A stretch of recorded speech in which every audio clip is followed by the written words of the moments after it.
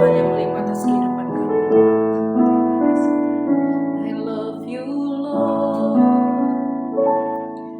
for your mercy never fails me. All my days I've been held in your hands. From the moment that I wake up until I lay my head, I always sing of the goodness of God. All my life you have been faithful. All my life you have been so, so good. With every breath that I am able, I will sing of the goodness of God. I love your voice. I love your voice. You have led me through the fire and darkness night. You are close like no other. I know you as a father. I know you as a friend. I have lived in the goodness of God all my life. All my life you have been faithful. All my life you have been so, so good. With every breath that I am able, I will sing of the goodness of God. Your goodness is running. Your goodness is running after me. Your goodness is running after me. With my life laid down, I surrender now. I give you everything. Your goodness is running after me all my life. All my life you have been faithful. All my life you have been so, so good. With every breath that I am able, I will sing of the goodness. I will sing of the goodness of God. I will sing of the goodness of God. Selamanya Engkau baik bagi kami Tuhan. Selamanya Engkau setia bagi kami. Terima kasih ya Tuhan untuk kesempatan pada hari ini.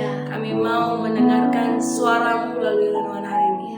Berbicara atas setiap kami, ajar kami mengerti ya Bapa. Dalam nama Tuhan Yesus kami berdoa dan mengucap syukur, haleluya. Amin. Shalom Bapak Ibu Saudara-saudari, kita berjumpa lagi dalam perenungan intim dengan Allah. Pada hari ini, hari Rabu tanggal 22 Mei 2024, kita akan mendengarkan dan merenungkan sebagian daripada firman Tuhan yang bertemakan karunia motivasi. Dalam perenungan hari ini yang berfokus dalam Roma 12 ayat 6 sampai ke 8. Motivasi artinya dorongan yang muncul dari dalam hati untuk melakukan sesuatu. Berangkat dari pemahaman itu, dapatlah disebut bahwa motivasi adalah terpanggil. Karena itu paparan singkat ini dapat diberikan subjudul demikian: dipanggil untuk mewujudkan kasih karunia. Jika Tuhan mengkaruniakan potensi diri terhadap seseorang, hendaklah termotivasi atau terpanggil dan atau terdorong untuk melakukannya.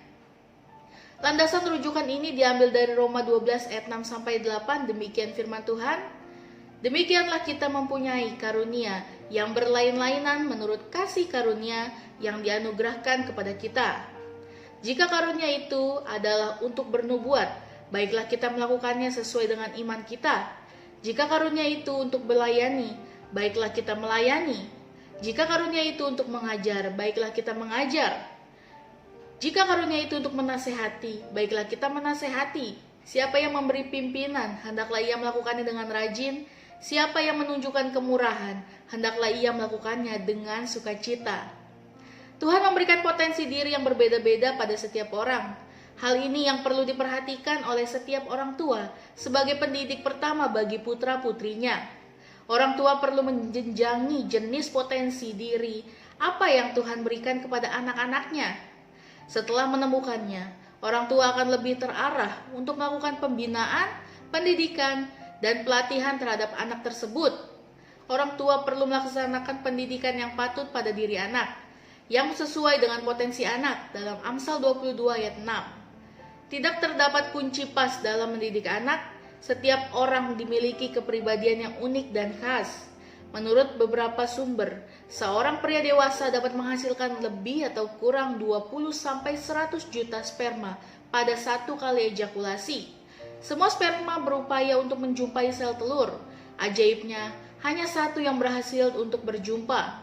Pertemuan keduanya yang menyebabkan terjadinya embrio, permulaan terjadinya kehidupan yang khas bagi setiap orang. Kejadian yang menakjubkan, karena hal inilah pemazmur mengatakan demikian. Aku bersyukur kepadamu oleh karena kejadianku, dahsyat dan ajaib. Ajaib apa yang kau buat dan jiwaku benar-benar menyadarinya. Dalam Mazmur 139 ayat 14. Dari sini kita dapat mengetahui bahwa setiap orang memiliki potensi diri yang khas, unik, dan mengagumkan. Keunikan ini perlu disadari oleh setiap orang. Menemukan keunikan, mengembangkannya, dan memanfaatkannya untuk kemuliaan Tuhan dan menjadi berkat untuk sesama serta lingkungan. Yang disampaikan pemazmur ini sepadan dengan hal yang disampaikan Rasul Paulus. Setiap orang memiliki potensi diri yang berbeda-beda satu sama lain. Yang penting, setiap warga jemaat mengenal terlebih dahulu potensi dirinya. Setelah mengenal, harus berupaya untuk mengembangkannya. Setelah dikembangkan sedikit rupa, kita harus mendorong diri sendiri untuk mewujudkannya. Yang pertama, jika karunia untuk bernubuat, baiklah melakukannya berdasarkan iman. Apa yang dimaksud dengan bernubuat?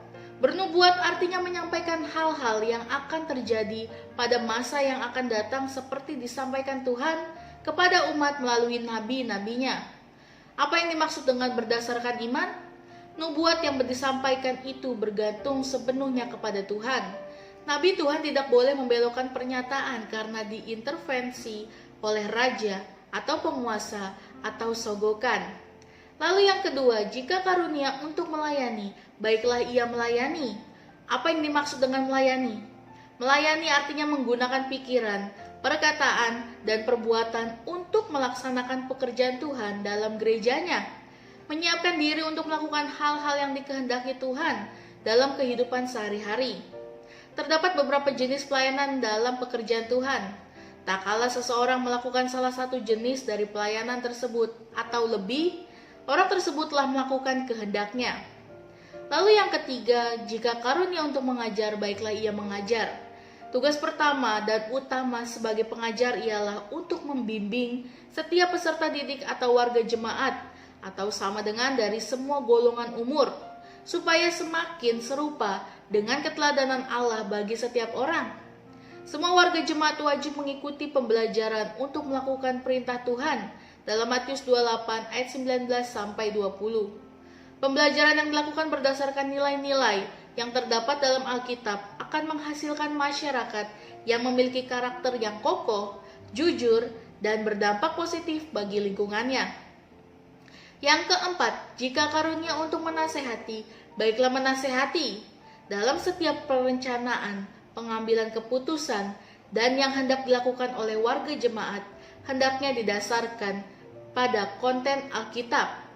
Karena itu seorang yang memberi nasihat atau konselor, hendaknya menampilkan nilai-nilai yang terkandung dalam firman Tuhan terlebih dahulu. Beberapa nilai esensi yang terkandung dalam Alkitab adalah kebenaran, kejujuran, keadilan, kasih sayang, kedamaian, dan keselamatan atau P6. Semua pengambilan keputusan hendaknya didasarkan pada nilai-nilai yang dari Tuhan ini. Apapun hasilnya nanti akan berdampak baik bagi kehidupan kita. karena pengambilan keputusan yang dilakukan telah sesuai dengan kehendak Tuhan dan firman-Nya. Untuk menentukan tindakan pendidikan, program studi, jenis pekerjaan, jenis usaha, teman hidup, calon pemimpin, dan jaringan bisnis hendaknya didasarkan pada firman Tuhan. Jangan menyimpang kitab suci Alkitab saat melakukan perencanaan, pengambilan keputusan, dan melakukan pekerjaan.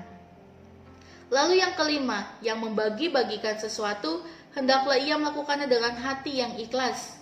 Jika terdapat orang yang tidak bersedia menerima pemberian kita, akan tertutup kesempatan pada kita untuk berbuat baik. Hendaknya mencari kesempatan untuk berbuat baik. Jika hal ini disadari, kita akan bersuka cita untuk pergi dan mencari orang-orang yang tepat untuk menerima hal-hal yang patut diberikan. Lalu yang keenam, sebagai pimpinan hendaklah ia melakukan dengan rajin. Pemimpin adalah seorang yang berpengaruh. Pengaruh pemimpin dapat terlihat dari kerajinannya dalam melakukan tugas dan tanggung jawabnya. Pemimpin yang rajin akan memancarkan keteladanan. Keteladanan adalah kekuatan untuk mengajak dalam melakukan sesuatu yang diharapkan. Amin. Mari kita sama-sama berdoa. Bapa yang baik, terima kasih Tuhan Yesus pada perenungan hari ini.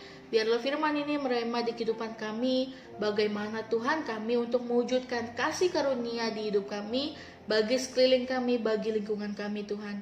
Biarlah Tuhan hidup kami seturut dengan kehendak-Mu.